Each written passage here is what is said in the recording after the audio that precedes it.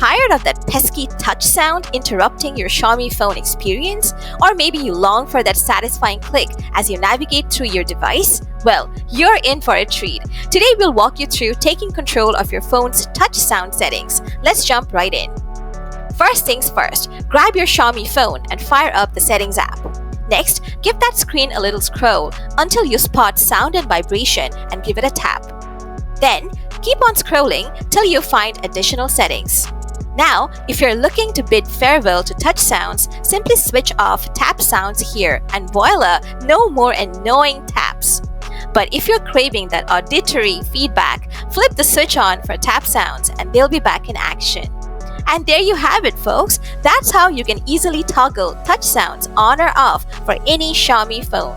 If this video did the trick for you, don't forget to hit that like button. Hungry for more Xiaomi tips and tricks? Make sure to subscribe to the channel because we have got plenty more where that came from. Thanks for tuning in, and I'll catch you in the next one.